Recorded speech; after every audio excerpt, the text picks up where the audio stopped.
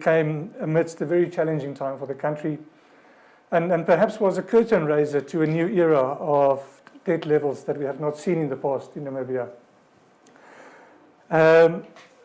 Today we'll unpack it into quite a bit of detail, and we'll try and understand what does this practically mean for the man on the street, for business, and also for the broader Namibian society. Just in terms of some practical arrangements, you're more than welcome to post questions through. We've got a Q&A session towards the end. You don't need to worry about holding until the end to ask the questions. As topics come up, please ask, put them through to us, and we'll keep track of them here, and then during the Q&A session cover it. Obviously, we won't be able to cover all questions, but hopefully we can then in another format cover some of those. I think, Roland, if we, as we kick off, the Honourable Minister yesterday quoted Milton Friedman, and that quote was perhaps a signal that we are entering an era of reform that's been overdue for a while, and that perhaps we no longer have an option to kick the can down the road. At the same time, the same Milton Friedman also said, a government solution to a problem is usually as bad as the problem. So, Roland, on that note, over to you. And if you can perhaps take us just through the highlights of the budget, it'd be great. Thank you. Well, thank you very much, Conrad. I think the first point is that Milton Friedman quote was certainly one of the highlights. It's good to see that type of economic thinker as a role model for sure. I'm going to give some background on the budget. The title that we have for this is More Than a Slight Cold. I think that the context of that should be fairly obvious to everyone. We've got 5 sections for this, so start with an economic overview, then the revenue side of the budget, which we'll just touch briefly because Gerda will go into more detail. We look at some expenditure issues, the debt deficit and guarantees, which I think are really the big story at the moment, and then some final thoughts. Now, this is the picture that my colleague put on social media last night about the situation, and I think that this is pretty true. It's an incredibly difficult environment in which the minister's been or had to read the budget yesterday, and I think did quite a good job of staying on the horse, as it were. It's very difficult to contextualize this budget or it's very difficult to look at this budget through the sort of usual lens with which we observe these things. And the reason for that is simply that this is a very unprecedented time, and I think we hear that word being used quite a lot at the moment.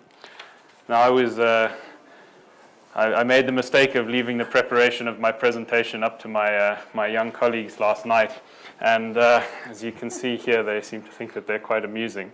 I was accused of being Ed Sheeran on Twitter yesterday, so I think that's perhaps the background here. Anyway, moving on to the economic backdrop.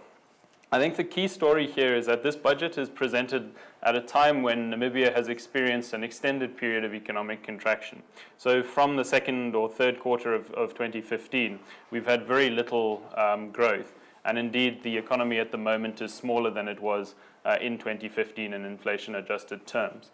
Now, I think the important thing to bear in mind here is that this is really a distinct or a difference from much of the rest of the world, in the sense that while Namibia has historically tracked global growth relatively closely, we've completely disconnected from that from 2016. And since 2016, we've been in this zero or negative growth environment, and while much of the rest of the world has been growing. And the implication of that is basically that we go into this crisis with a much weaker macroeconomic situation than many other countries around the world do. At the same time, that low growth has seen major increases in household pressure, so a deterioration in household income statements and balance sheets. Also major pressure on government to increase expenditure. Huge amounts of investor uncertainty, a shrinking economy being a sort of self-fulfilling prophecy when it comes to investment. A lot of export fragility and major import reductions over the last couple of years as a result of a decline in consumer power in the country and a reduction in investment activity in the country as well. But the point here is simply that we go into this current COVID crisis with 9 of the last 10 years seeing major budget deficits. 8 of those are deficits of 5% of GDP or more. And this puts us in an extremely fragile position. And you can see from the second chart here, the debt and guarantees chart, how debt levels and guarantees have ramped up over recent years, meaning that when we now experience this crisis, we don't have much dry powder with which to combat it. And that means that now we sit in a very, very vulnerable position.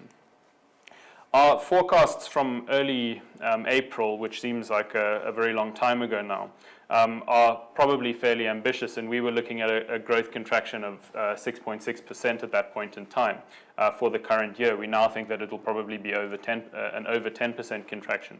But if you see the bars on this chart, basically what you can tell there is that we don't expect the Namibian economy in inflation-adjusted terms to be bigger than it was in 2015 until 2023 at best. So this is very much a lost decade for the Namibian economy. And you add to that this major COVID shock. Recently, the Statistics Agency released a small survey that they had done with regards to the loss of revenue that many Namibian businesses have experienced. And you can see that this shock is going to be a prolonged shock and not something that we're going to recover from very quickly. With all of this in mind, as I mentioned earlier, I think it would be completely unfair of us to assess this budget through the usual lens with which we assess budgets. First and foremost, it was a one-year budget as opposed to the usual medium-term expenditure framework. And I think that that is completely justified at the current point in time. Given the degrees of uncertainty that we have at the moment with regards to this virus and with regards to the manner in which we're looking to address the kind of health risks associated with it, there's such a high degree of uncertainty that it simply doesn't make sense to be trying to prepare forecasts. No forecasts would really have very much value given that fact that there's just such a high degree of uncertainty. As well as that, with the revenue deterioration that we've seen, which will be discussed now a little bit going forward, but with the revenue deterioration that we've seen, it would be completely unrealistic to expect that we will be spending as we have previously. We simply don't have the resources to do so. However, adjusting that expenditure is not something that can just be done overnight. And to do it properly and to take your time to do it properly, I think is definitely the right move, as opposed to rushing to make expenditure changes in the weeks or days building up to a budget. And so I think a one-year budget with a revision, a dramatic revision, hopefully in October, is very much the right move, and we commend the Minister for taking that bold step. The key points and priorities, we have a major deficit building in this budget, as has been developing over the last few years. We're now running material primary deficits, meaning that before funding costs, we are borrowing a large amount of money to fund expenditure, much of that expenditure being recurrent expenditure like wages and salaries. We're also presenting this budget is also presented off the back of a very weak economic environment, as I've mentioned previously, and that weak economic environment is now translating into material declines in revenue. The vulnerability that we have in our economy after half a decade of little or no growth means that we are now very fragile when it comes to these sorts of shocks, and we're going to see this very rapid deterioration in revenue. So moving on to the revenue front in a little bit more detail, you can see that from this chart that historical forecasts for revenue were for slow, steady growth in revenue. This was largely due to inflation, and most of this growth was inflation-linked or slightly below inflation. But now we sit with a situation where we're seeing roughly a 7 billion deterioration in revenue expectations in a single year. So from 58 billion forecast previously to 51 billion forecast now. And that obviously has a big impact on what can be spent. The amount of money that's being collected, having deteriorated so much, means that there are going to be expenditure shocks. If we look at where the loss of revenue stems from, first and foremost, a very material reduction in personal income tax from 13.6 billion to 9.6 billion, while at the same time, quite a substantial deterioration in VAT expectations as well, from 12 to 10 billion expected. And further, company tax is also taking a very material decline, 7.4 billion to 4.8 billion. This is an enormous reduction that we see in the current budget vis-a-vis the previous budgets. Now, the challenge around company tax specifically is that we have a sort of operating leverage effect, meaning that if your top line, if your revenue declines because of a fixed cost component in most income statements, your bottom line can deteriorate even more quickly. And I think that's exactly what we're seeing now. And because it's the bottom line on which company taxes are levied, we think that this major deterioration in company taxes is quite realistic. This is somewhat offset by improvement in SACU for the current year, but we only have 1 year forecast for SACU. So this year we expect, or the expectation from the Ministry of Finance is that SACU receipts will go from about 19 billion to 22.5 billion. But the problem with SACU is that it's set at the beginning of a calendar year, and then an adjustment is made for a miscalculation in future years. And what this tells us is that while this year it doesn't look too bad, in fact it looks quite good and helps to support some of the loss in revenue from other sources, it does mean that we will now sit with an extended period of relatively weak revenue as a result of the SACU adjustments that are going to take place over the next few years. Now, SACU is one of the biggest sources of revenue for the country. It's usually about 1/3 of total revenue. But it also plays an important role in boosting our current account balance. And because of this, we basically see a deterioration in our twin deficit problem, meaning that we will see a material fiscal deficit this year, which we'll talk about later. But also we see some problems with regards to the current account deficit going forward, where SACU is usually a strong contributor. Because we generally run a deficit on the current account, it means that every additional dollar that we do not receive from SACU is an additional dollar on the deficit, and that can have quite a dramatic impact. With regards to expenditure, despite this deterioration that we see in revenue, because of the COVID shock and because of some of the additional expenditure requirements on two fronts, the first being with regards to health expenditure, and the second being with regards to trying to stimulate the economy or keep the economy on life support through the COVID period, we do see quite a big increase in expenditure. So revenue falling, but expenditure increasing from 68 billion previously to 72.7 billion this year. And this obviously puts us in a situation where we're spending a lot more than we are receiving. Just looking at a breakdown of the main lines, personnel expenditure is still by far the single largest component.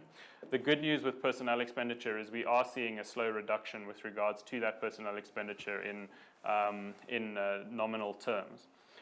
Then subsidies and transfers, so this is subsidies and transfers to state-owned enterprises, but also transfers to pensions and similar, 19.9 billion. Then the sort of catch-all, the goods and other services at 8.5 billion, and then the acquisition of capital assets, basically development budget expenditure and similar at just under 1 billion. As I mentioned, personnel expenditure is starting to come down. And the implication of this is that we now have personnel expenditure making up a smaller percent of total expenditure, but because of the revenue decline, making up a bigger percent of total revenue. Another major challenge that the country faces is with the growing debt stock that we showed previously. We now have a situation where the debt servicing costs are breaching all of our thresholds with regards to debt servicing as a percent of revenue and as a percent of GDP. And indeed, in the current budget, because of the material deterioration that we see both with regards to revenue, but also with regards to GDP as a result of this COVID shock, we now shoot past that 15% debt servicing as a percent of revenue, which generally signals a debt trap situation. Now, this doesn't mean that we are in a debt trap, but it does mean that we have some vulnerability with regards to a potential debt trap.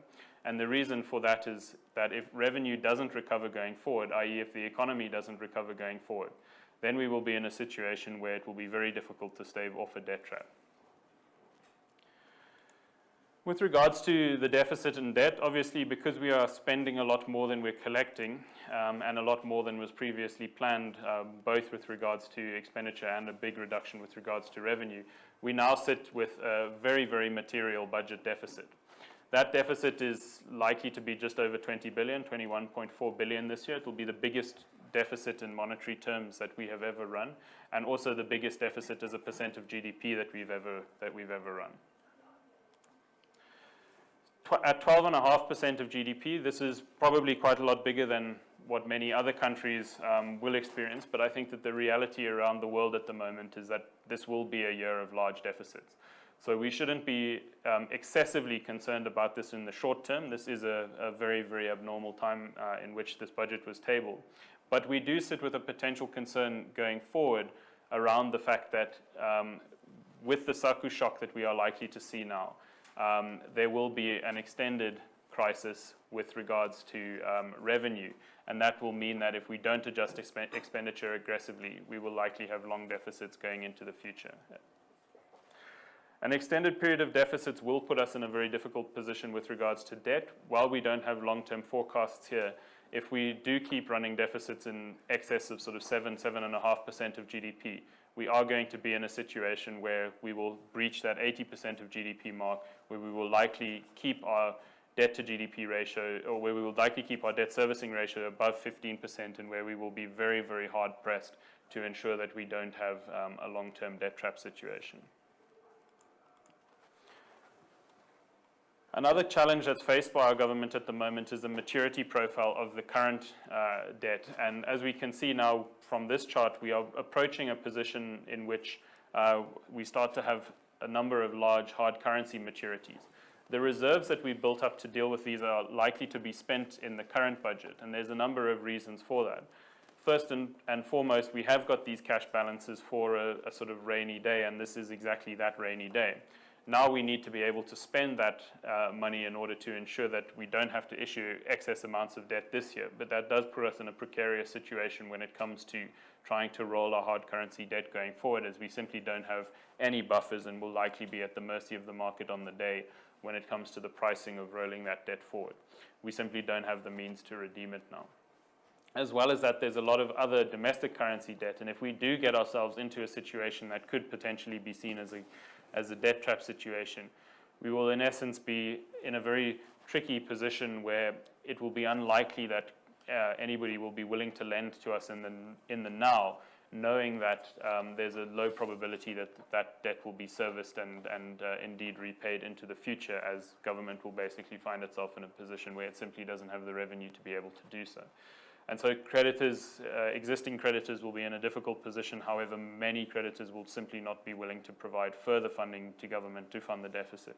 And this could present a very material challenge going forward if we don't get the expenditure challenges that we face under control. The conclusions with regards to the budget in general is that revenue is projected to decline very materially this year when compared to last year. However, expenditure is going to increase, and the implication of this is this very large budget, 21.4 billion, roughly a quarter of the current debt that we have as a country at the current point in time, being increase in a single year. Then we have a situation where this very material increase in the debt stock, means that we are likely to have a very high expenditure as a percent of total revenue with regards to servicing this debt, and this puts us on the path to that debt trap if we don't get the expenditure side of the budget under control, as previously mentioned. There's a number of questions that determine the outlook and how things will play out for the country going forward. The first one is what course the COVID shock is going to take and what direction we are going to go in as a country. Around this, we need to answer questions with regards to, will an effective vaccination become available? And if so, when will that be? A vaccination becoming available in the short term will mean that we are in a position to be able to start to reduce some of the lockdown measures and similar around the world, start to open borders and similar. And that will ensure that we can return to full economic activity as quickly as possible. However, if a vaccination isn't available in the near term, it will be a lot more difficult to do so.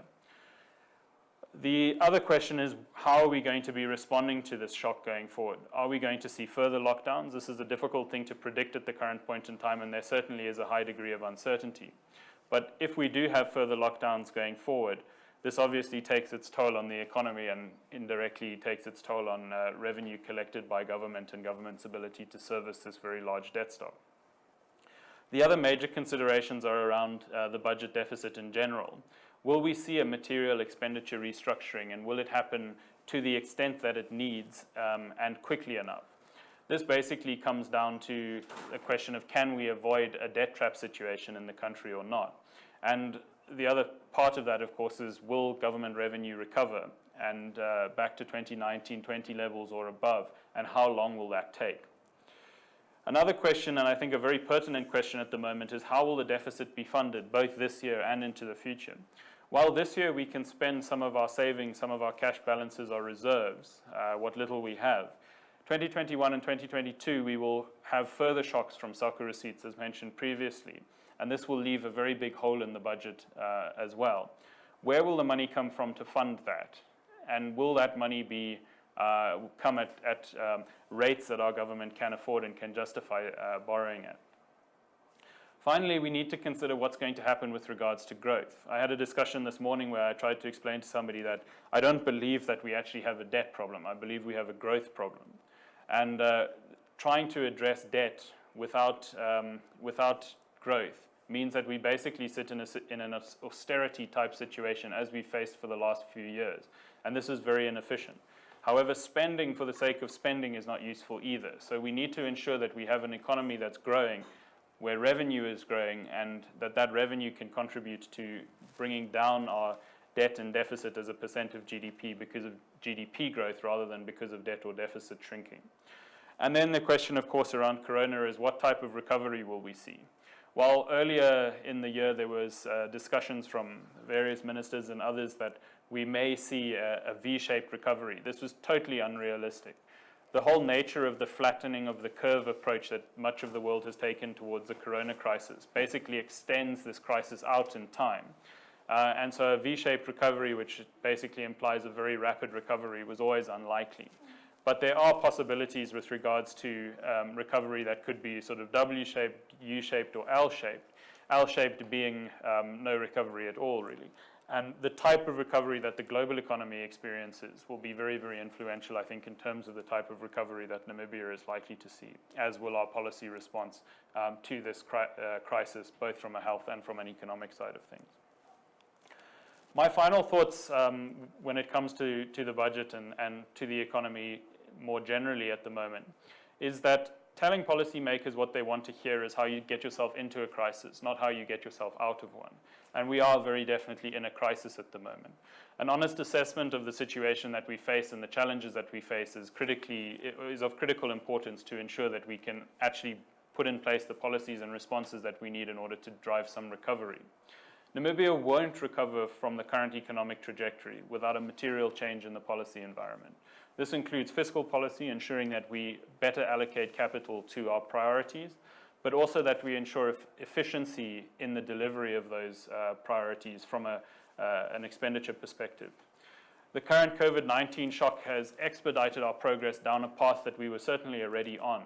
That's a path of rising public debt and an investment withdrawal from the country.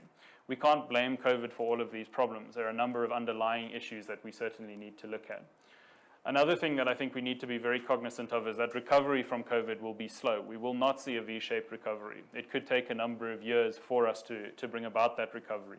And so when it comes to structural adjustments with regards to expenditure, for example, we should not base these on the idea that suddenly things will be back to normal next year or that we will have some kind of V-shaped recovery. It may well be 2023 or later before we are kind of back to where we are, and that is where we were, and that's heavily dependent on us implementing the right policies to get us out of the current situation. Another point that we have to be very honest with ourselves about is the fact that over coming years it will be very difficult for us to avoid a debt trap. And the only way that we can do that is by taking the kind of radical steps now that are needed to avert that potential crisis.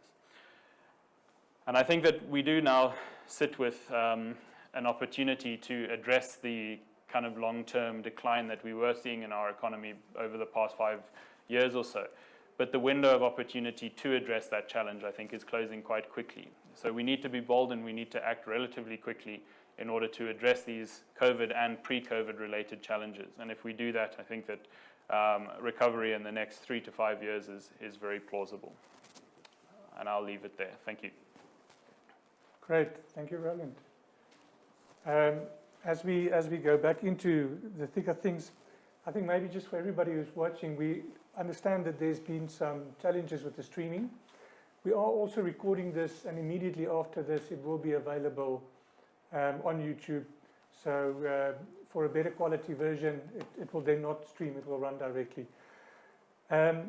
Just also, before we go over to Gerda, I think after that rather grim picture on the debt position, we'd like to take a 90-second break, allow everybody to charge their coffee cups, and maybe see if we can get the sound quality quickly fixed. So we'll be back with you in about 90 seconds. Thank you.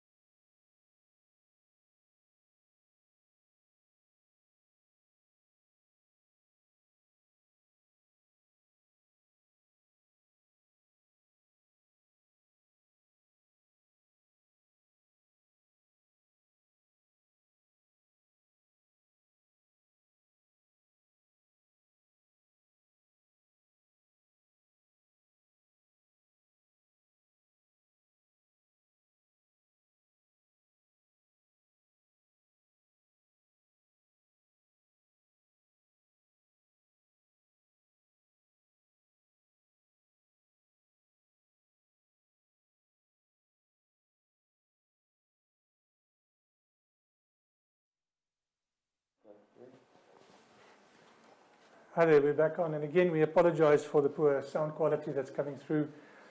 We do hope to have that sorted out in the next few minutes. And also, as I mentioned, we are going to upload this for later viewing. So if you do struggle with the sound now, we'll be back on later. Just a reminder for those who still want to send through comments, please do so. We'll still have the Q&A session towards the end. So going beyond the pure economic expenditure side of the book, I think, as Roland alluded to, there's also a big revenue problem this year. And a big part of government revenue has always been taxes. So, Gerda, if you wouldn't mind to just give us a bit of an overview of what the sort of fiscal policy outlook is, and specifically taxes for the year. Thank you. Thank you, Conrad. Good morning, everybody. As Conrad is saying, I'll take you through the tax comments of the budget, the maiden speech by the new Minister of Finance. Just a quick budget snapshot, if you like, on the fiscal side for 2019-2020. Preliminary estimates for revenue collected is about 58.6 million. That's 33.2% of GDP, and in line with the revised budget estimates. Better returns were seen in personal income tax and VAT, but lower collections in corporate tax. Total expenditure slowed down to 37.7% of GDP from a high of 42.8% in 2015-16. The current fiscal year has seen operational expenditure execution rate at 99.5% and development expenditure execution rate at 83.2%. The budget deficit, as Roland also alluded to, is estimated at 4.7% of GDP compared to a 4.1% as budgeted. Public debt for the current or the just past fiscal year is 54.8% of GDP. When we look at the 2020-2021 projections, as Roland also mentioned, the COVID-19 will have a huge impact on the Namibian economy and revenue collection. It's estimated to have that we will collect 51.4 billion in revenue this year, which is about 30% of GDP, and we will have a 14.3. It will be 14.3% below the indicative estimates. The silver lining, as Roland mentioned before, is the SACO revenue, which is estimated to be at 22.3 billion Namibian dollars. And VAT collections are estimated to decline by 32.8%, individual income tax to decline by 20.3%, and this is obviously expected with wage reductions and job layoffs. And then the corporate tax, which Roland also mentioned earlier, will decline by about 25.5%. So not a very good picture for Namibia, and I think Roland went into this in much detail. From an expenditure side, the non-interest operational expenditure are expected to increase by 8.8%. The development budget will increase by 8.4%, and we will have a budget deficit estimated at 12.5% of GDP. The concerning point here is the debt that will increase to almost 70% of GDP, and Roland spoke about that quite a bit. I would like to just have a look at the stimulus packages that government announced in April this year around the COVID-19 pandemic. There were about 10 points that the minister mentioned yesterday and gave us feedback as to how these stimulus packages are playing out. The first one was that the health sector got about 727 million. There was no detail provided as to how this was used or is going to be utilized. Then the emergency income grant that I think everybody was talking about, the $750 that were granted to individuals who lost their jobs. They needed to be Namibian citizens, they needed to be between the age of 18 and 16, and they shouldn't be anybody that received other benefits from government, and they shouldn't have been tax registered. The number of Namibians that received this grant is over 747,000 Namibians at a cost of about 561 million, so 562 million. And the minister is expecting another 120,000 people to benefit from this grant. I think there were a number of glitches in the beginning with the grant and probably continuing, but I know that the ministry is looking at that and verifying recipients and trying to get the money to the right people. Employment and salary protection.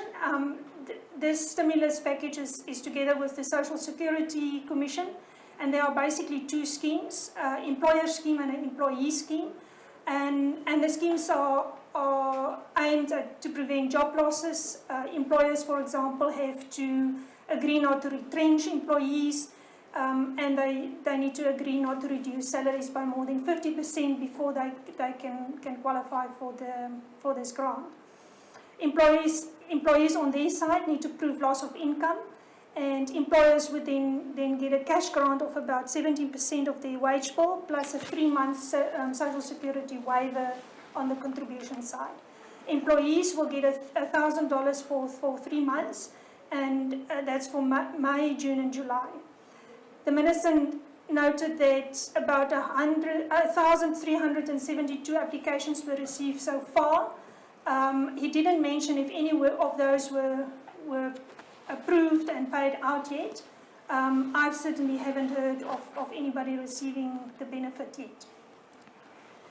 The next one was around overdue invoices. The Minister announced that 1.2 billion of overdue invoices were paid, and he also mentioned that they're retooling their process to avoid arrears in the future.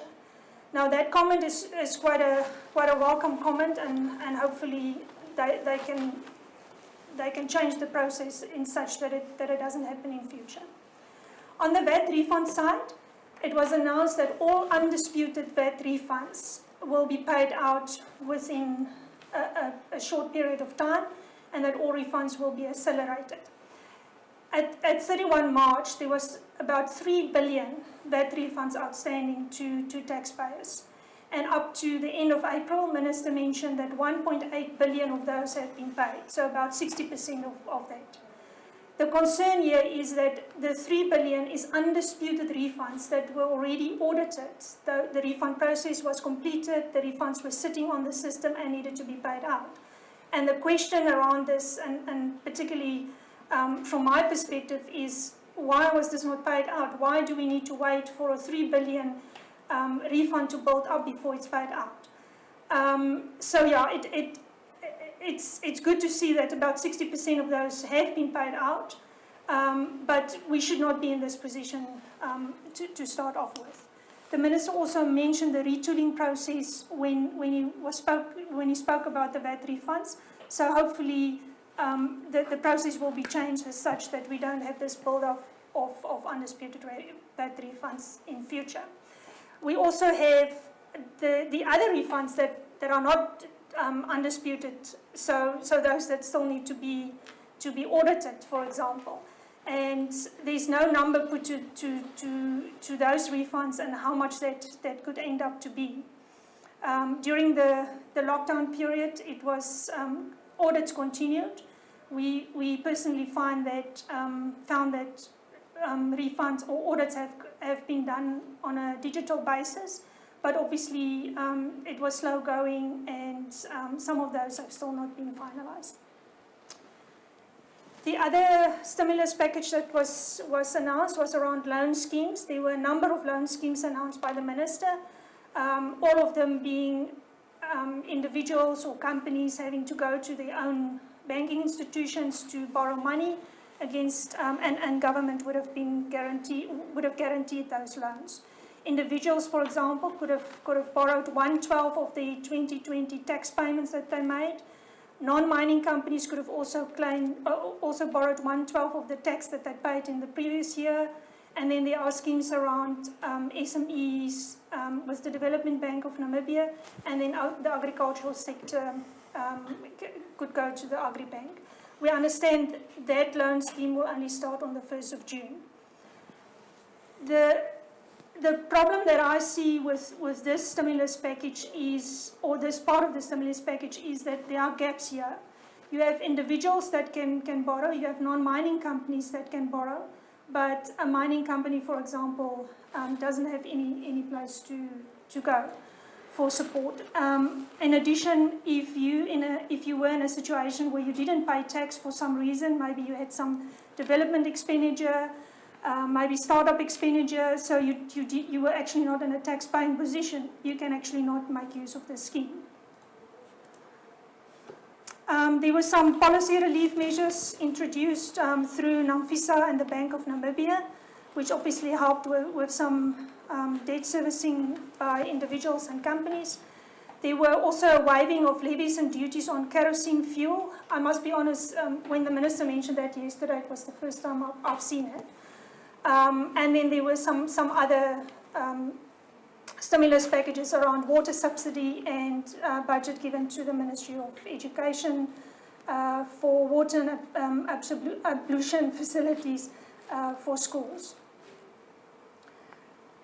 So in the beginning, just to go back for a moment, when the lockdown started, we issued a note or a newsletter where it was a wish list, if you will, around what we wanted to see the Minister of Finance do around stimulus packages. And there's probably only 2 of those on our wish list that we saw, and that was around Social Security and the repayment of VAT refunds. We had a number of other items on that wish list, but we also understand that it's quite difficult. It was quite difficult for the Minister of Finance to actually look at some other items like changes in the corporate tax rate, changes in payment periods, for taxpayers to pay the VAT, for example, at a later stage, or to remit pay as you earn at a later stage, and to give any extension around submission of returns. So we understand that, but yeah, we thought to put up our wish list to see where we can go with it. Quite an interesting picture if you look at the size of stimulus packages around the world compared to country GDPs. Namibia sit around 4% of the value of the stimulus package is around 4% of GDP. If one look at Australia and South Africa, they're around 10%. And then the biggest countries are Japan and New Zealand, which are over 20%.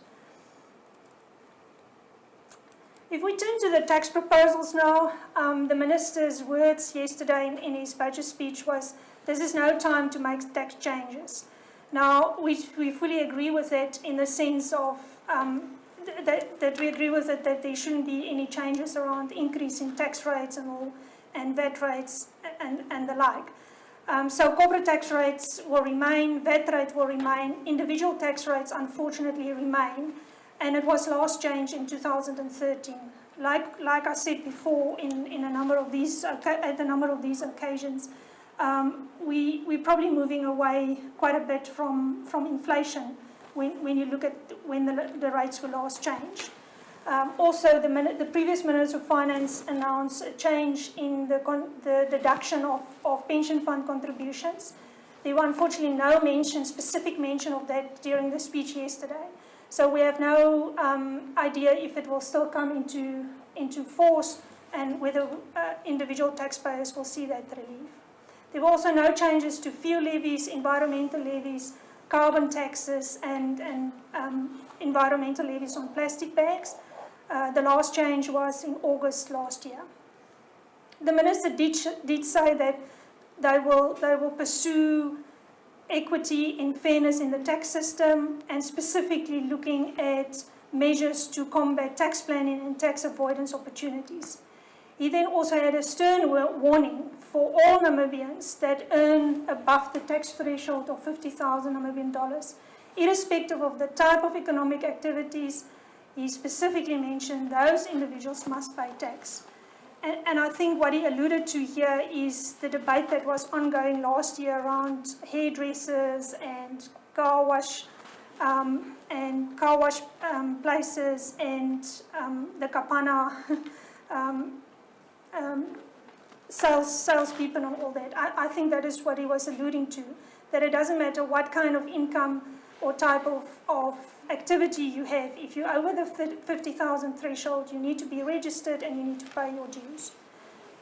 On the tax administration side, the Minister announced that transitional arrangements are ongoing for the Namibian Revenue Agency to start.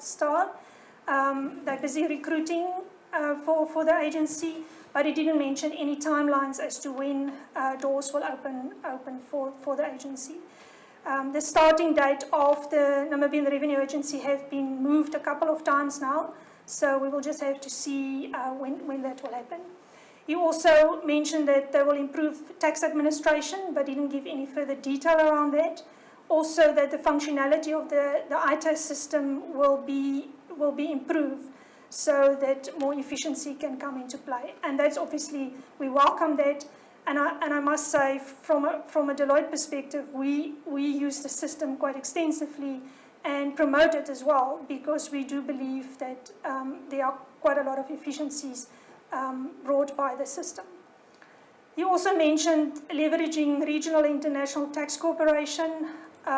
We will also have to see how that pans out and whether we will see more guidelines and provisions around, for example, base erosion and all of transfer pricing and all of those kind of measures. Sin taxes, as always, was mentioned. These changes have come into force on the 27th of February already. And there are a couple of, like for example, a can of beer, you will pay 8 cents extra and all that. The point at this point in time, I don't think the ministry is receiving any sin taxes because of the lockdown rules.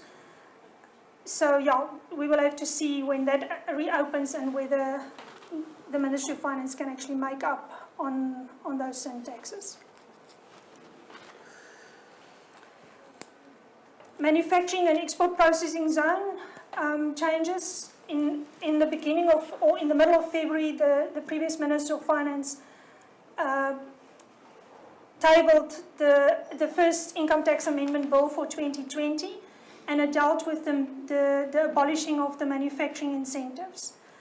The abolishing basically comes down to that no new manufacturing applications will be entertained by the Ministry of Finance. So you effectively cannot register as a manufacturer anymore from a tax perspective.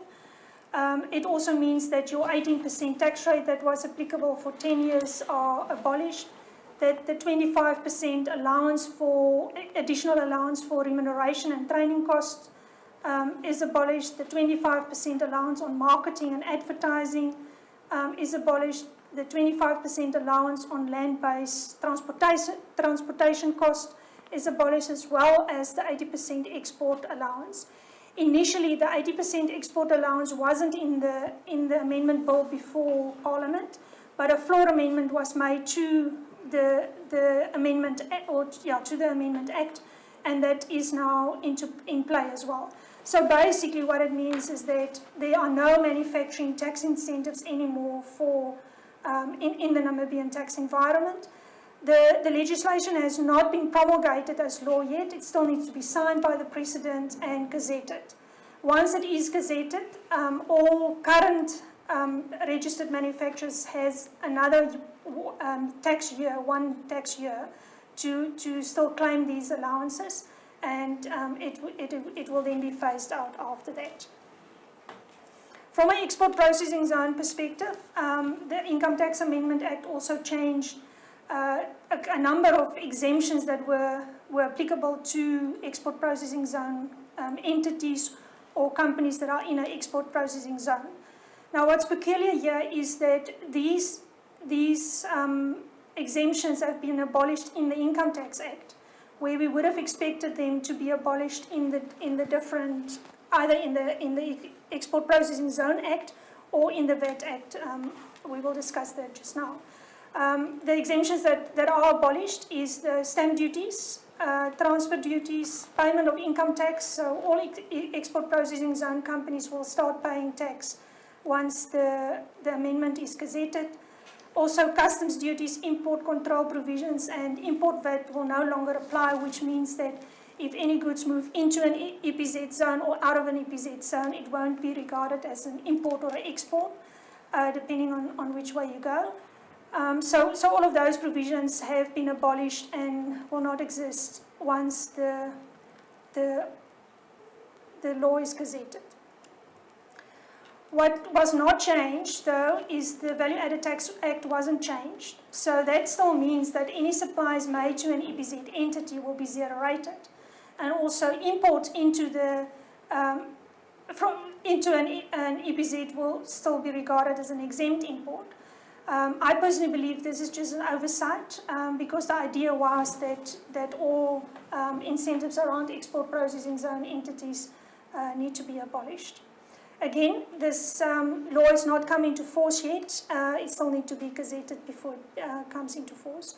Both these provisions, the abolishment of the manufacturing incentives as well as EPZ incentives, were made on the back of a change in the law around bringing in a Special Economic Zone Act. That Special Economic Zone Act or policy has not been finalized yet. So these abolishments and changes in the law is coming before we've seen any changes on that Special Economic Zone. And obviously, it doesn't really align with government's vision to become an industrialized nation. Furthermore, I do believe that it is not an investment-friendly policy to have, because there's a number of entities, that ask questions around what kind of manufacturing they can put up and what kind of incentives they can receive, and if there are none, they probably will go to a different country, to be honest. Then, as you probably all know, there's been a number of tax proposals or amendments that have been in the pipeline for some time now, and oftentimes we don't know which ones are still on the table, which ones will still be discussed, and which ones we can forget about. So what we basically have done on this slide is we have the amendment, and then we look at what happened in the mid-year budget speech by the previous minister. We have a look at what the high-level panel on the Namibian economy is saying about that specific provision, and then we also note what the Minister of Finance said yesterday. The Minister of Finance yesterday basically said that all the amendment, or most of the amendments, is still under discussion, but will only be considered with further consultation with stakeholders. Now, we do appreciate that, and we do welcome that thought, and obviously we'll play our part in the consultation if granted the opportunity.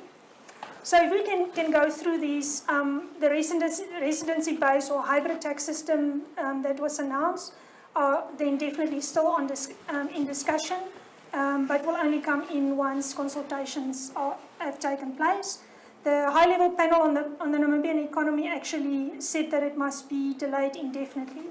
I understand that comment because I don't think it's the right time for Namibia to move to such a complex system, and Namibia is more an inbound investment country, and you see people coming into Namibia rather than Namibians going out and maybe working overseas and that kind of thing. So I do believe that this one needs quite a bit of consultation and research before we should move into that direction. Then the big topic around the taxation of trusts as companies and the removing of the conduit pipe principle. The high-level panel said those only trading trusts should be taxed, and I believe the consultations that were made and the submissions that were made when this was first announced is in line with that kind of thinking. Again, Minister announced yesterday that it will only come into force once there are proper consultations and detailed consultations done with stakeholders. The other one that's quite controversial as well is the introduction of the 10% dividend withholding tax. Again, the panel said it must be delayed indefinitely, and the Minister said there will be consultation before any actions will be taken. The taxation of commercial activities by charities, educational and religious institutions. Again, the panel said it must only be trading activities, and I think that was the idea that the previous Minister of Finance also had. It's just that the draft provisions that were put out were probably not aligned completely with that thinking, and hopefully the consultations that the Minister announced yesterday will make sure that that this actually happens, that we only tax the trading activities and not the social and religious activities. The phasing out of the manufacturing tax incentive and the EPZ Act, we've dealt with it already, so it will be implemented later this year. Changing of wear and tear allowances to a 5-year allowance from a 3-year allowance. There was no specific comment made by the Minister of Finance yesterday. In October, it did look like this one will not be tabled anymore, so this one is potentially off the table at the moment. When it comes to the deduction of royalties by mining companies and diamond mining companies, the Minister announced yesterday that these two proposals will definitely be withdrawn and will not continue to be part of the amendments. There were long discussions about this during the high-level panel on sittings, and presentations were made, and it's obviously welcomed that this provision is not going to go forward. I've already seen comments also from the Chamber of Mines on this, so I think they're quite relieved about the Minister's comment yesterday. Around foreign losses, no specific comment was made, but this one will probably also come into force, especially when we, or will still be in discussion, especially when we talk about the hybrid tax system. Then you will have to have foreign losses and foreign tax credit provisions in the legislation. The assessed loss to be capped at 5 years. In October, the previous Minister of Finance said that this one will not be promulgated anymore. The panel said that it must be suspended indefinitely, but there was no specific mention yesterday. So we hope that this is not part of the amendments that will still be under discussion. Individual tax tables. At one point there was announcement that individual tax tables will change. That in October that was unlikely to be tabled, and we therefore don't have an idea if it will still be tabled or not, but it's probably unlikely that there will be any changes at this point in time. The 3-to-1 thin capitalization ratio, I think that will still be under discussion, and it's probably a good thing because there are some uncertainties around that provision. When it comes to the introduction of VAT on listed fund managers, that amendment, as well as the introduction of VAT on property share transactions, both of those look like they're still on the table, but will only be continued after consultation. The contribution to retirement funds, like I mentioned before, there was no mention of this, but we do hope that it will be part of the discussion for consultation. When we talk about increases in export levy for dimension stones and timber, it looks like both of these will still continue, but will only be implemented after discussion. The Minister did specifically mention the timber yesterday. He didn't mention dimension stones, but it's not to say that it's not part of the amendments that will be discussed. Small and medium enterprises, the specific law around that, there was no specific mentioning around this. And in October, this one was brought up again after it was first mentioned in 2014. So we also don't know if the Minister felt that this also needs to be discussed further, or whether it is on the back burner for the time being. Then around the cooperation with the OECD and the regional and international cooperation, there was mention in the October budget that there will certainly be provisions around that table. We haven't seen anything yet, and the Minister yesterday didn't mention anything specifically, but he did mention in general terms that there will be regional and international cooperation will be looked at. Capital gains tax and transfer duty on property owning companies, both of these were not mentioned in the October budget, and neither were they mentioned specifically in the budget yesterday. So yes, Conrad, those are the list of amendments that have been coming over some time, and that we, still not 100% sure where they will end up. But what is encouraging of yesterday's speech is that the Minister was very adamant that none of these will be moved forward on before a proper consultation has been completed. And that's my story. Great. Thank you.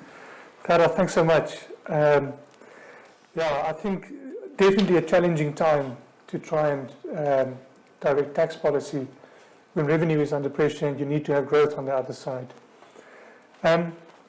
We received one or two questions that came through, and I think maybe just to go through them, and between Roland and yourself, I'll just direct them. And the one of them also reminded me of another quote from Milton Friedman, which the Minister also quoted yesterday, where he said, "There's nothing as permanent as a temporary government program." And over the last few years, we've seen a lot of temporary fixes to keep SOEs afloat at a time when the budget was already under stress. And SOE reform has been very much front of mind and a big topic for the Ministry of Public Enterprises.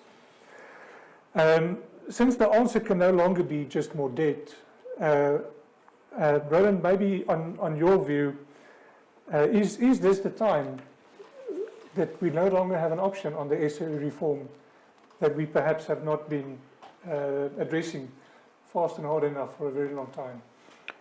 Yeah, so I guess the kind of starting point in answering that question is probably just looking at the breakdown of expenditure. So we know we have this big budget deficit problem, which means that we are spending a lot more than we're collecting. And the implication of that is that either we need to increase revenue somehow, or we need to decrease expenditure. Increasing revenue, there's two kind of ways that you can do it. One is to try to take more out of your current economy, and the other is to try to add more to your economy and take, the same sort of percentage of it. And the latter is obviously more desirable. You'd rather be taxing twice as many employed people as taxing half the number of people twice as much. And so in the short run, there's probably not a huge amount that we can do on the revenue front. There's a little bit, with regards to improved tax administration. There's probably a little bit with regards to optimizing the tax system here more generally. But it's really not going to move the mountain, as it were. So on the expenditure side, we do need to basically look at what can be done in the near term. Now, if you just look at the breakdown of expenditure, you sit with roughly 50% usually in the wage bill, just under 50% in the wage bill. You've got now over sort of 10 or 12% in servicing debt. Some relatively high multiplier expenditure on the capital budget, which can probably be optimized, maybe taken off balance sheet, etc. as well. You've got your social grants, and then you've got your general admin costs of running a government with 100,000 employees, so office space, lights, S&T, etc. And much of that has been cut quite aggressively historically. And then after that, you've got your state and enterprises. So if you just think through that list, you can't do much on interest expenditure. It's not sensible to do a lot on the capital budget because it is that high multiplier expenditure, and it is expenditure that facilitates other economic activity. The wage bill is definitely something that needs to be talked about. You can't materially reduce expenditure if 50% of your expenditure is untouchable. On pensions, per person, these are already relatively low, and I think those pensions are quite an integral part of the economy and part of the social safety net in the country. So there's not a huge amount that can be done there. And so you basically end up in a situation where the wage bill and state-owned enterprises are the two things where there is quite a bit of scope for adjustment on the expenditure side. Now, but I think that there's a bigger picture story that needs to be discussed generally, which is a capital allocation story generally. So we do have a problem where government we tend to just look at government's income statement. We don't really look at the balance sheet of government very much. It's strange, when you talk about pension funds, you also just talk about assets, and when you talk about government, you just talk about liabilities generally.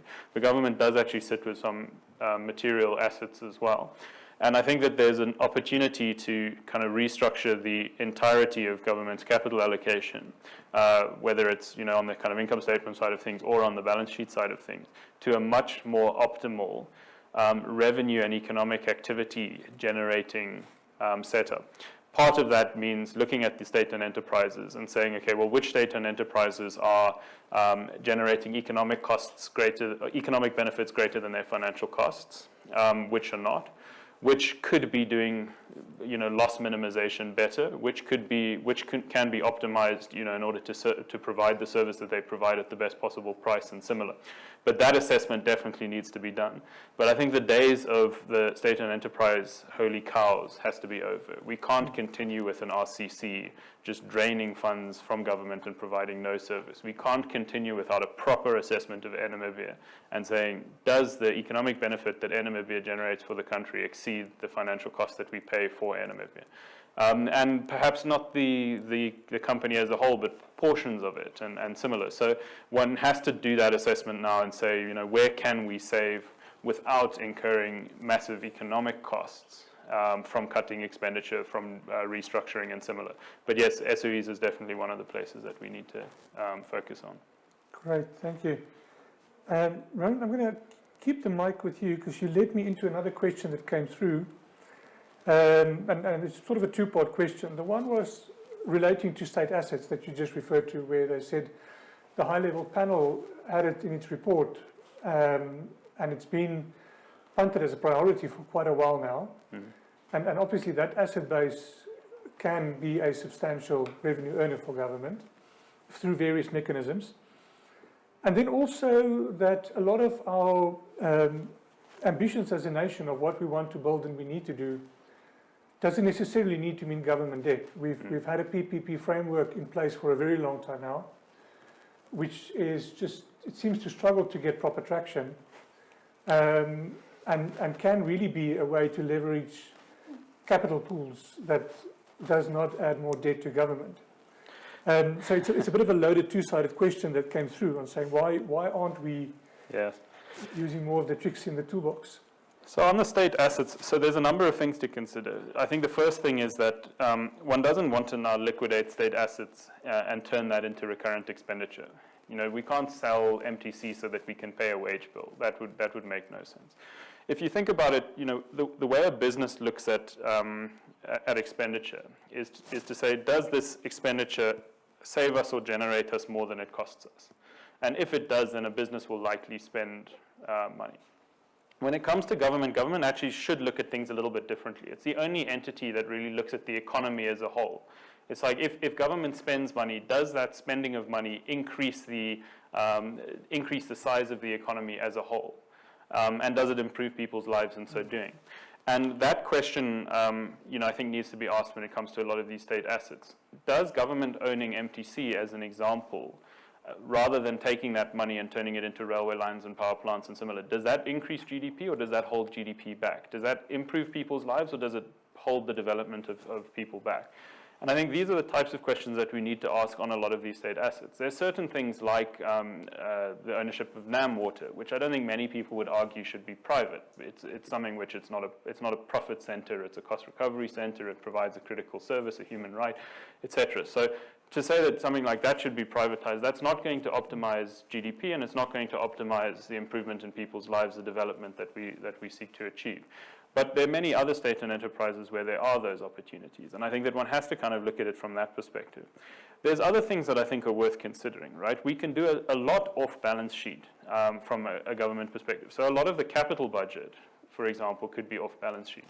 I also think that if you just take the pool of assets that government currently owns and ensure that they're better managed, you can do a lot.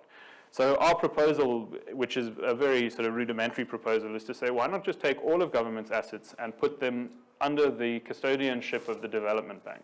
Government still owns the development bank, but put them under custodianship of the development bank. So you have an improvement in terms of how those assets are managed. And then on the back of those assets, the development bank can raise capital in order to do capital projects as per the capital budget, right? And government can give guarantees where needed. If a project doesn't make enough commercial sense for investment to take place, government can give certain guarantees or partial guarantees or provide, some kind of support.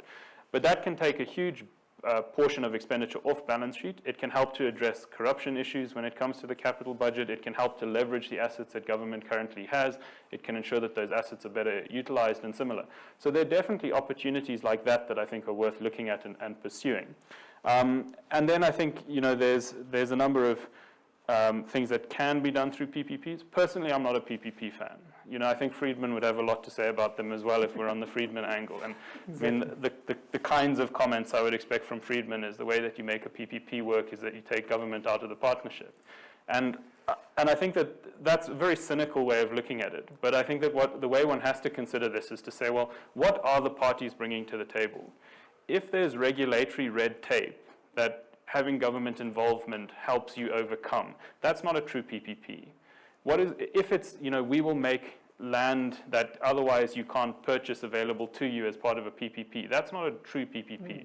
A true PPP would be to say, well, the economies of scale that government has with regards to X or Y ensure that government is actually a valuable partner in this agreement. Not just that we're using regulation that otherwise excludes you and then using that as basically a rent-seeking opportunity to say, because we can access something that you can't, we are going to be your partner because we've excluded you from it through regulation. That's not a true PPP, and the net effect of that is not beneficial. So I think from a PPP perspective, there are opportunities, but they're not as plentiful as we would like to think.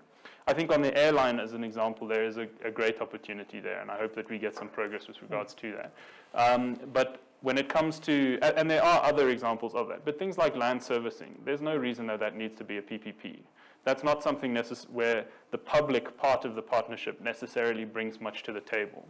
And there I think that there's much, much more efficient ways of achieving the objective, using the public's money in the public's interest to ensure that you get more people in houses, rather than going through the PPP model where you create this opportunity for rent seeking. Great. Thanks, Rowan.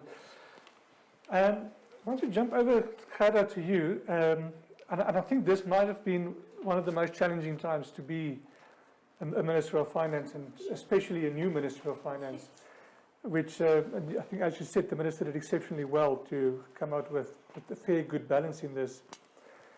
I suppose if I look at the question, there's been some really good positive messages coming out. I think in terms of the mining industry, the deductibility of royalties, absolutely a great move in the right direction. The fact that there's further engagement going on, really great that the Minister has got an open door there. But I do also tend to agree with you that the mining industry should not be excluded from some of these measures. Our mining industry is in a particularly vulnerable position at the moment. I want to sort of take that as the background and then jump into the question of balancing growth, where using tax as an incentive for growth, and at the same time trying to manage the revenue side of the income statement for government with the pressure there. And again, quoting old Friedman, who said he's in favor of cutting taxes under any circumstances whenever possible. And I suppose that whenever possible is where the challenge comes in. And I think also if you look at where we did have incentives for growth, like the manufacturing incentives, they're now being taken away. So in your view, is our current tax framework adequately tooled towards growth, towards supporting and incentivizing growth?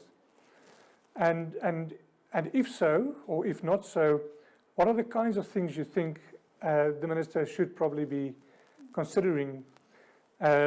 Roland earlier said we probably more have a growth problem than an expenditure problem.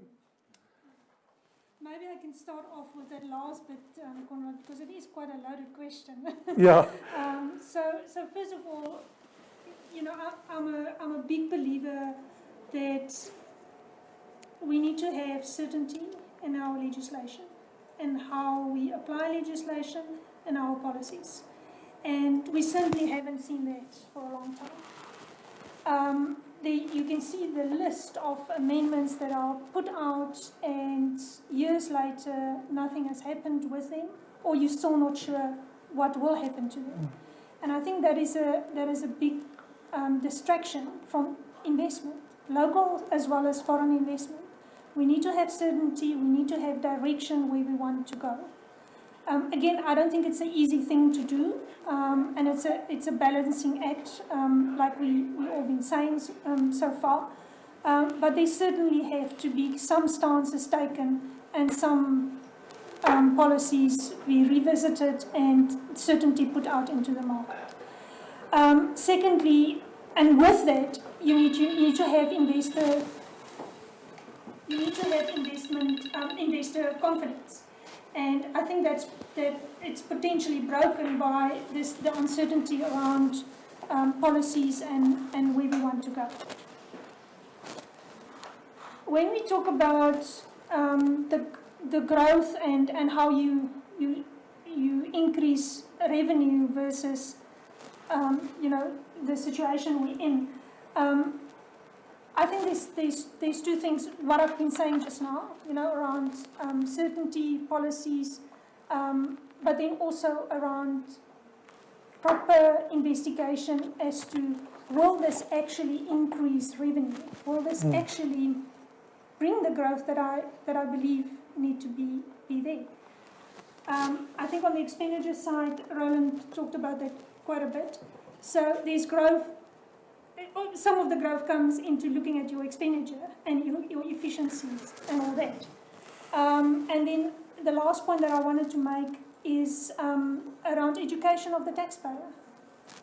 We sometimes forget about the education of the taxpayer and the confidence that the taxpayer has in government. What will they do with the money?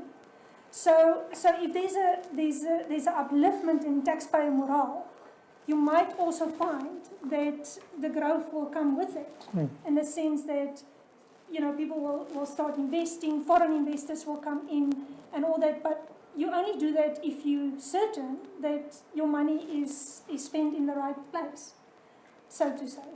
Yeah, I think globally that taxpayer morale has proven to be a big needle mover. Yeah. How I just, you're linking to another question that came through, and needless to say, when you spoke about the VAT refunds, the questions started to pile in. And you mentioned two aspects that links to these questions. The one was that there is a revision of process coming up, and if you do have any sort of insights into what would such a revised process look like, and also perhaps an unfair question to you, what is the definition of soon? So, to again answer the last question first, Konrad, soon for some of us and soon for, a government, it's different concepts, because there's certain processes that need to be followed, and our legislative process is not a quick process to begin with. And I do believe that some of these tools, retooling that the Minister was talking about, might have to be legislated. And it's maybe time that these being legislated. So the current process for VAT refunds is you as a taxpayer need to make sure the return is processed on the system. Now these days with ITAS it's a little bit easier. You as a taxpayer need to make sure that Revenue wants to audit you. You as a taxpayer need to make the appointment, sure that you have a slot to get audited, and in between that there's a lot of I want to say sub-processes that need to happen for that physical audit, sitting there with your physical documents in this day and age, sitting there with your documents and get audited. And after that, the process is almost longer than the pre-process, if I can call it that way. There needs to be reports written, it needs to be signed off by supervisors, and it then needs to be processed on the ITAS system, which then in itself take a couple of weeks. So you can see the process is not conducive to refunds being paid out very quickly, whether it's VAT refunds or income tax refunds. Sure. With that, there's obviously a lot of questions that arise throughout the process. And all of those questions need to be dealt with, and it's a back and forth. And I do believe that taxpayers are, I want to say, audit fatigued, because you get sent back and forth and back and forth. So I do believe there's a chance here for the new minister to streamline this process. We can go to a risk-based audit process where if someone is in a VAT refund every month, you audit them now and then. You know why they're in a refund. You have risk profiles of your taxpayers, and you audit those taxpayers that need to be audited, whether they're in a refund or not. Because that's the other point here. We only audit refunds. What about the person that submits a VAT return with a small payment? Is there maybe something that needs to be looked at there? And is there maybe some education that taxpayer needs to receive, or a slap on the wrist? But I really do believe those processes need to happen, and I do hope that the Minister was talking about the retooling when he talked about refunds and not just the payout of invoices. Yes. Yeah, definitely. I think where the world is going paperless and taking a risk-based approach to still be on a 100% audit basis, just about any other law enforcement we do in the country is on a risk-based approach. Roland, I want to leave the last question with you. We had a question coming through saying this debt story is pronounced now, and it's bigger than what we've ever seen, but it's not a new story. And before COVID, things were already on a trajectory that didn't steer to a happy ending. And words like sovereign solvency is starting to feature for the first time ever. And you did say that we're not in a debt trap yet, which is, I suppose, good. And there are certain things that we need to do on both sides. In your mind, if we take a view 5 years, 10 years forward, obviously even the pre-COVID deficit levels are not sustainable. The policy type environment, you alluded to that we need to look at policy change in order to steer the ship back to healthier waters. If you could maybe just give us a bit of a sense of what you think are typically the kind of things that we can try and avoid sovereign solvency becoming more and more of a front of mind topic. Yeah, sure. I mean, I think there's just one or two points I quickly wanted to make with regards to the discussion now around revenue. So the Friedman comment about reducing taxes anywhere, wherever possible, I think is a little cynical to some extent. And I think in the Namibian context especially, we really don't sit with a tax problem. You know, I think our tax system is not bad, and the fact that we get this big pool of money from the Southern African Customs Union means that we actually sit with a lot of money. Yeah. And I think that where things kind of break down is actually much more on the expenditure side of things than with regards to the revenue side of things. So there, these issues around efficiency. So take for example the expenditure per child in education here. That's roughly 20,000 Namibia dollars a year. So roughly 20,000 Namibia dollars per child. If you compare that to the cost of private education at not your top tier schools, but at your good, but not all the bells and whistles necessarily schools, it's not that different. In addition, you're providing this service to a huge number of people, so you have that economy of scale. Of course, you have the jurisdictional or geographical challenges and so on as well, but the fact of the matter is that we're not really short of money when it comes to that expenditure. There's more of an efficiency problem in terms of the return that we get for that expenditure. And I think a lot of the people that pay tax feel that they are very poorly served by that tax. And this causes this kind of breakdown in your conventional social contract where, the electorate elects people to do certain things for them using their money where, these goods can be better provided with these economies of scale. So I think that that's a kind of critical thing here. And I think, in the Namibian context especially, there are the three things that we should be paying tax for.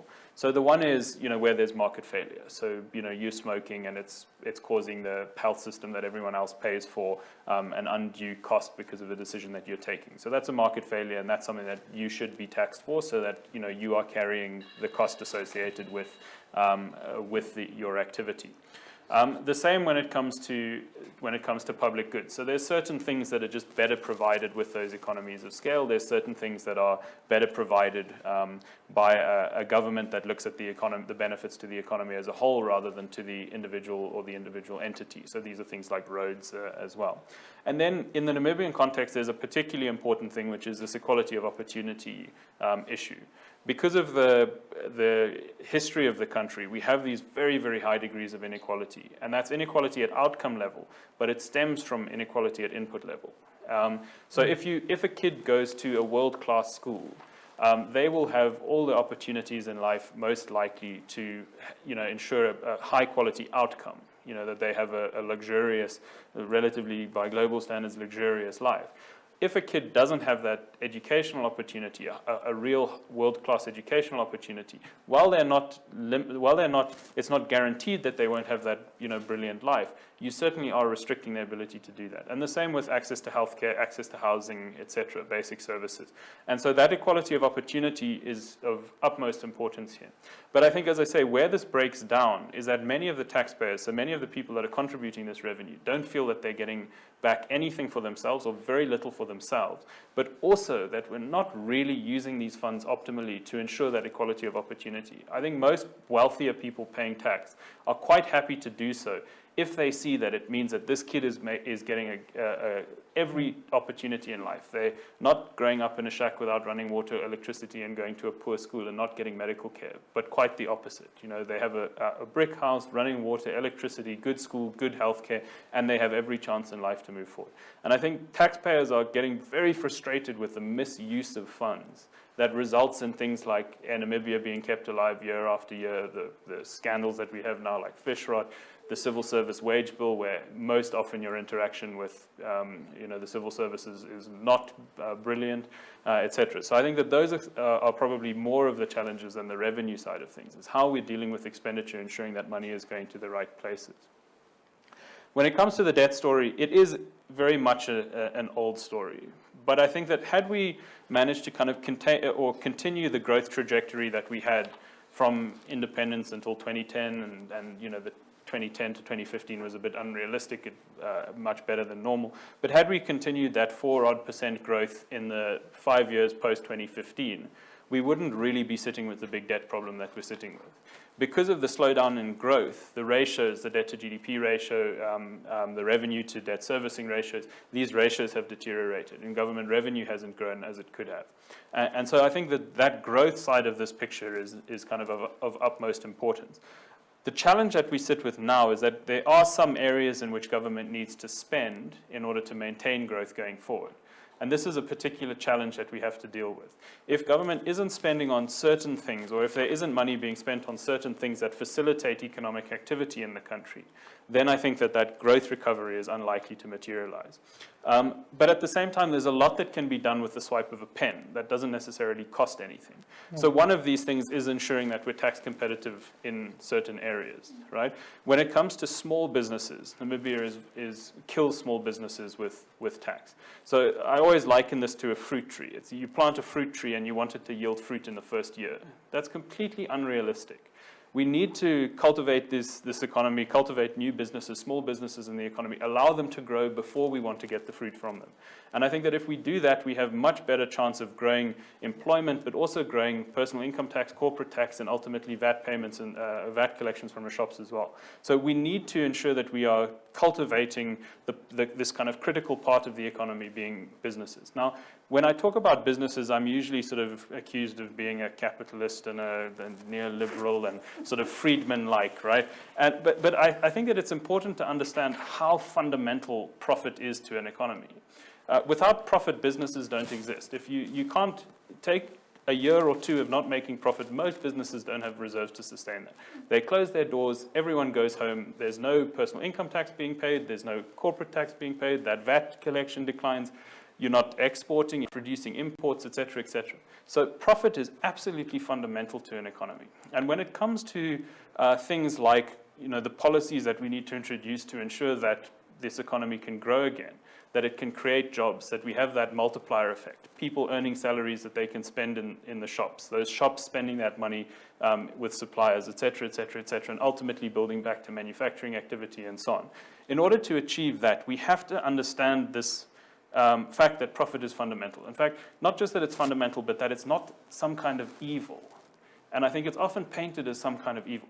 That's not to say that there isn't evil profit. Of course there is. If people do anything in order to make money and destroy an economy, abuse people, etc., destroy the ecology, abuse people, etc., that is evil profit. But not all profit is evil. In fact, profit is absolutely fundamental.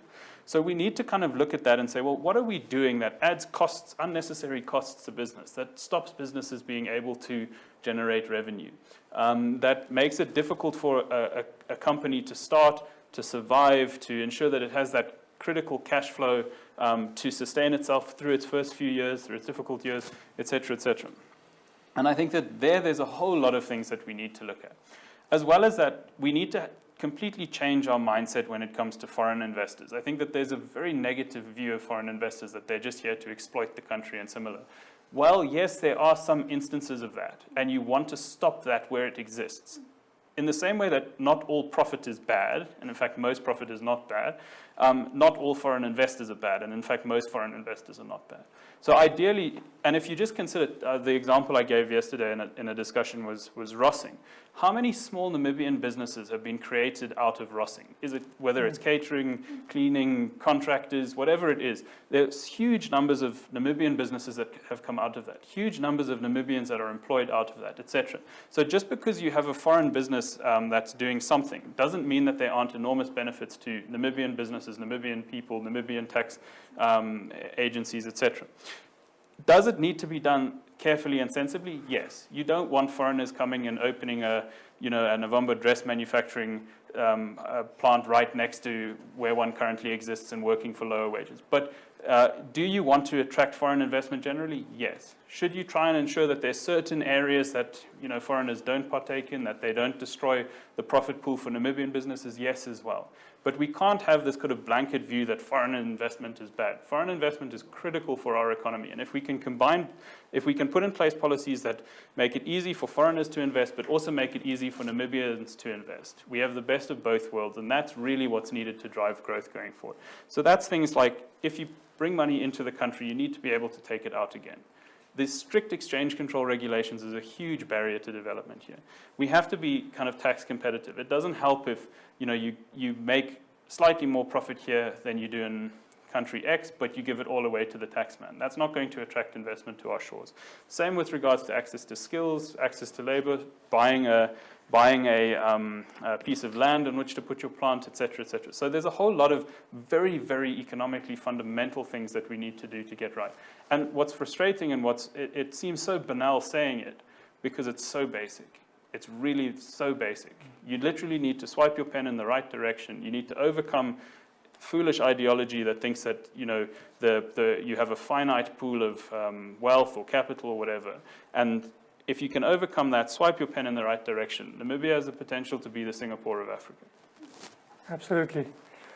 Roland, thank you for that. I think, as you say, profitable businesses are a cornerstone of an economy. And if we are going to have to address the wage bill in the coming years to avoid a major unemployment crisis, we will need many profitable businesses to provide employment. And yes, foreign investment is a key anchor to that. And then that takes us, foreign investment is becoming a hot topic globally, as everybody is trying to attract the same capital dollars in the post-COVID era. And then one starts to talk about global competitiveness, which can probably keep us busy for the better part of today. But I think we probably need to start concluding. I think we've covered most of the questions that came through this morning. So I'd like to really thank our panel that we had this morning. Roland, really thanks a lot, always insightful. Kara, thank you so much. The late night to sit through the budget speech and update all where the tax positions stand. And this is often a mistake to give Roland a last comment. So Kara, any last comments from you and then maybe from Roland as we wrap up? Yeah, just a last comment. As we said earlier, I think the minister did well in his first speech, and we really hope that we can be part of his administration and assisting where we can with making things better. We all Namibians, we all here for the prosperity of us all. So yeah, we hope to be part of the consultations. Fantastic. Yeah, I think from my side, a very similar message. I think the minister's picked up the reins at an exceptionally difficult time. And I think that what was announced with regards to the COVID response package, I think was pretty good given the circumstances. And I think that generally speaking, the kind of challenge that the minister is going to face going forward is probably more of a political and a populist challenge rather than a really technical challenge. The solutions to Namibia's challenges are not technically that that complicated. But when it comes to politics and populism, I think that he will face quite a large challenge. So we certainly wish him all the best with that, and I think we, like Deloitte and I'm sure RMB, are always there to try to assist where we can, both in the interest of trying to ensure that we have a growing economy, but most importantly that we are driving development for the Namibian people, which I think is the critical thing. Great, thank you. Yes, I think we're all in agreement that the common denominator here is that we are all keen to see a successful, inclusive growth for the country. It's going to be a challenging time ahead, and obviously within the next couple of days our policymakers need to also think, how do we go into the next phase of lockdown, and how do we start to open up this economy in a very meaningful way to both save jobs and save lives, and keep that very difficult balance going as well. Our businesses, households and government came into this time with extremely limited reserves. So we don't have the luxury of big buffers to have a deconstructed society for an endless time. But thanks again to our panel for this morning. Thank you for everybody that dialed in. And I think it's all hands on deck now as we all steer through the next couple of months and fast get the growth of our economy going again. Thank you so much, and goodbye from all of us.